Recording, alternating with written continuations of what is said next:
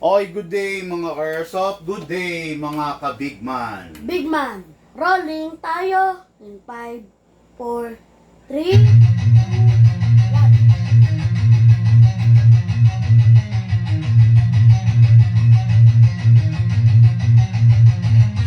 1. Magsatabi sa daan, huwag kang babangga.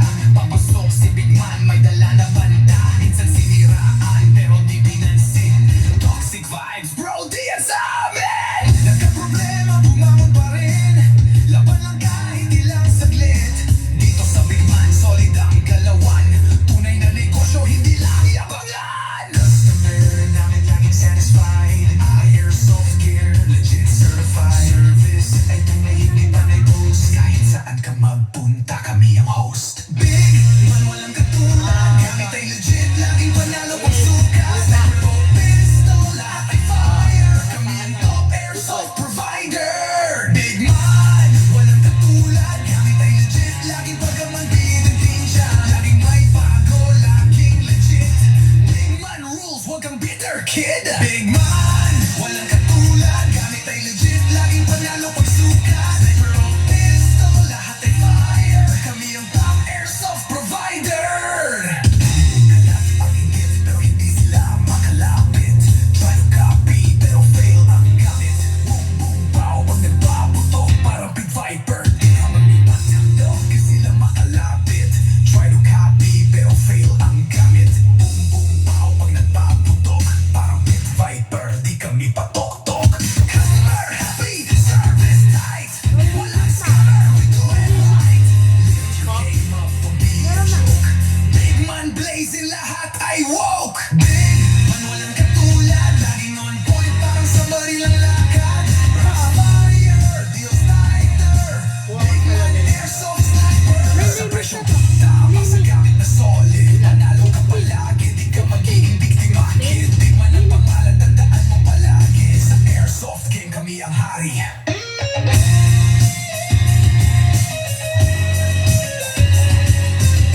Big Man, di mo kaya tapatan. Walang gaya-gaya, panalo palagi. Kaya sa Big Man, siguradong real ka bossin.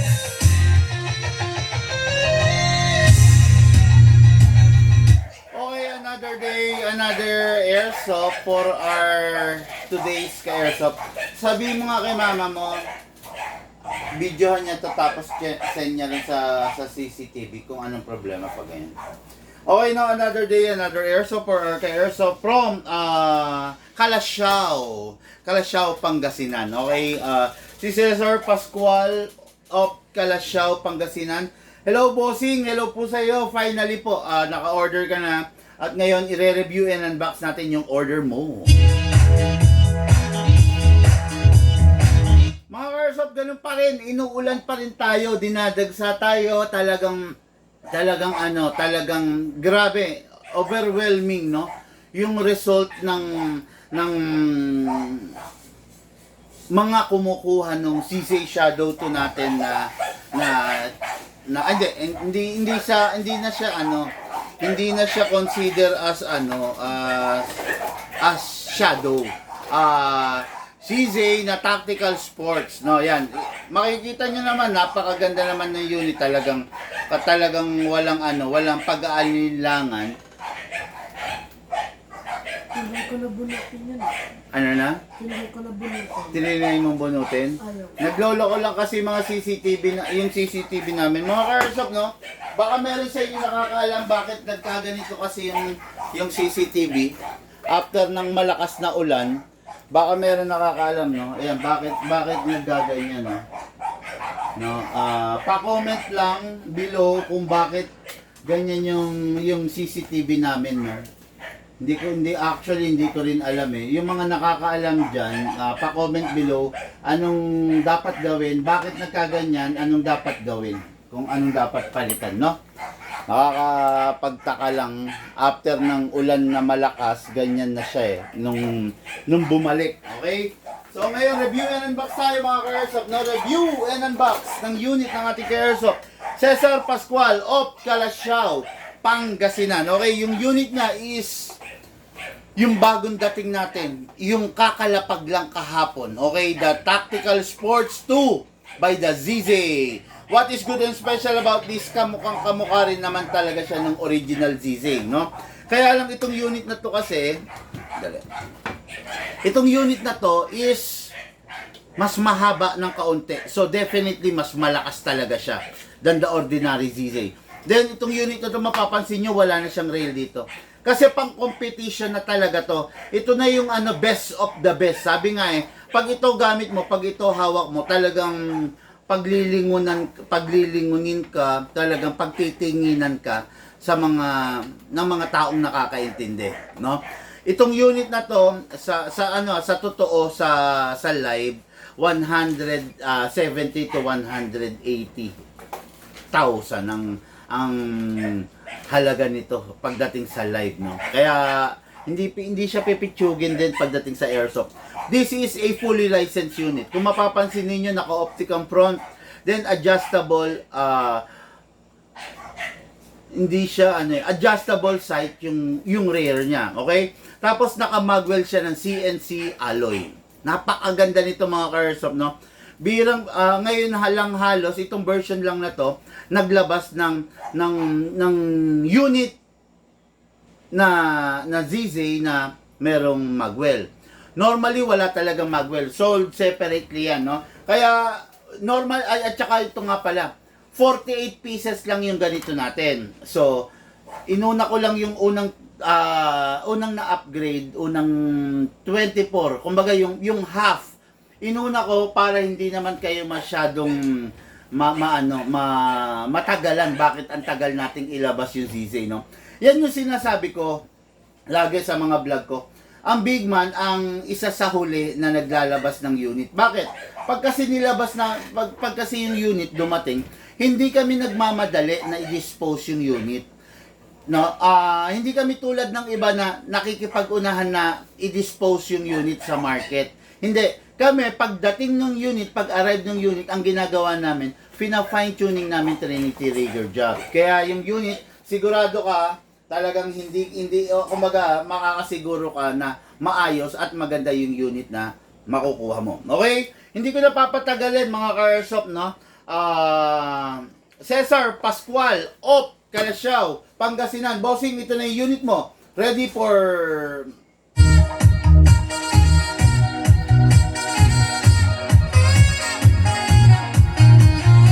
Okay, dalawa kasi yung unit niya. Isang pistol at isang rifle. Ayan. Napakaganda. Magaling rin pumili ng terno-terno si Bossing, no? Although, may pagka yellowish silver ito compared dito sa bluish silver. Pero still, napakaganda. Bagay na bagay itong dalawang unit niya para sa kanya. Isang rifle at saka isang pistol. Demo yan unbox natin. Okay, number 1, syempre, kailangan natin ng silicone oil. Silicone. Nirestart na ba yan? Nirestart na. Ito yata, Kanina daw ang power, sabi. power supply. Power supply ng, Sabi. Tan- Perfectly connection. tanong mo, power supply ng DVR or power supply ng lahat ng di ba? Okay. Okay, number 1 mga ka-airsoft, press the valve. Pindutin natin yung valve, sprayan po natin. Okay. After that na may sprayan, ito po, yung inlet valve naman po. Basta tatandaan nyo sa magazine, dalawa ini-sprayan. Output valve and inlet valve. Okay, after that, ang ZZ is compatible sa lahat ng klase ng gas. Okay? Mga ka-airsoft, ang ZZ is compatible sa 12 kg, sa 14 kg, at syempre doon sa pinagmamalaki natin, the CO2 version. Ayan, napakaganda niya, napakalakas niya. Gusto mo na malakas, gamit ka ng 12. Gusto mo na mas malakas, gamit ka ng number 14. Gusto mo ng pinakamalakas, gamitin mo na yung CO2. Okay, upside down, then press down. Dali lang. 1, 2. Okay, 2 seconds lang mga ka-airsoft, ha. 2 seconds lang, then punta tayo sa unit. Tingnan mo kung nandiyan na yung cart. Okay, punta tayo sa unit. Kasa natin, ilock natin manually, then sprayan natin yung nozzle. Okay, then release, then rest. Ngayon, may gas na to, maglalagay tayong bala mga Airsoft. Hatakin pababa, all the way, then dito lalagay yung bala. Red din red daw, tsaka cutting piece. Hingi ka kay Jason. Jason, Okay, ngayon pump tayo, wala pa raw yung cart. wala. Okay. Eh mga Airsoft, lalagyan natin. Maximum rounds na magazine is 27, pero ang ilalagay lang natin is between 20 to 23 para hindi naman po ganong ma-stress yung spring natin. Tatandaan nyo yung spring, medyo mahirap hanapin. Okay? Ngayon, pasok natin sa unit. Grabe. Alam mo, sa tuwing hawak ko, ang sarap. Ibang-iba yung bigat niya. I-discuss ko sa inyo mamaya, no? Ipapakita ko sa inyo, titignan natin, ititimbangin natin. Okay? Asa, ready to fire. Firing!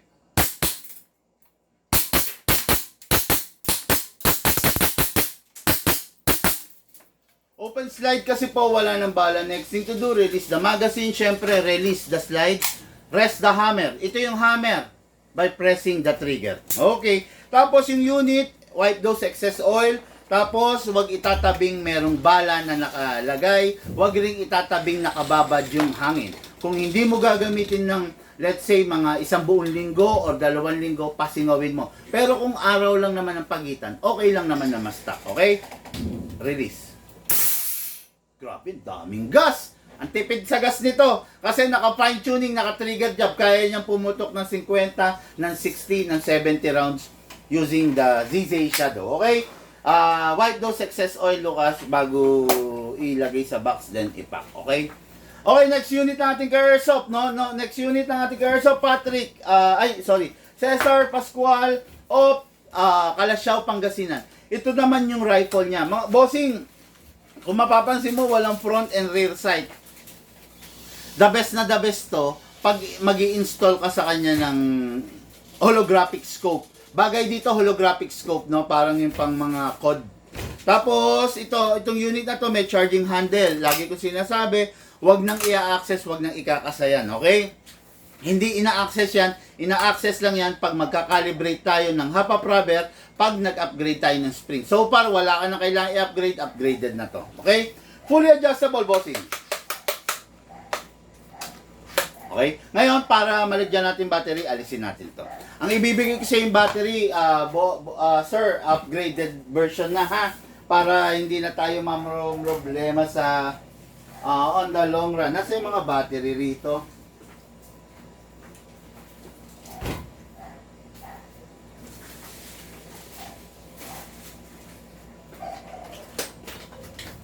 Battery. Sa likod wala. Wala eh. Dito lang nakasabit yun eh. Shay. Battery na pinagsetemo ni Papa ko.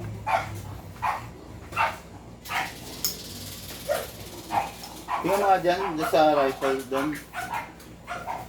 Yan.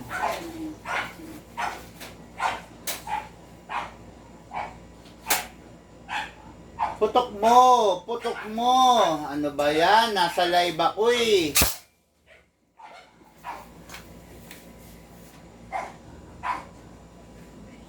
Nasaan na pa yung isa? Di ba dalawa yun? Dalawa yung nandito. Okay na.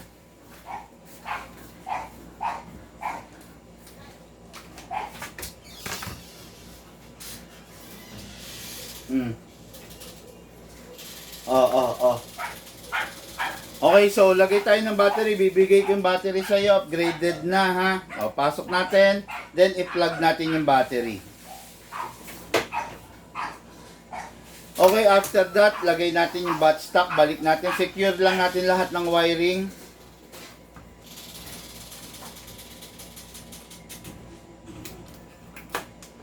Okay, after natin ma-secure ang wiring, okay na yan. Ready to fire. Single. Rapid fire.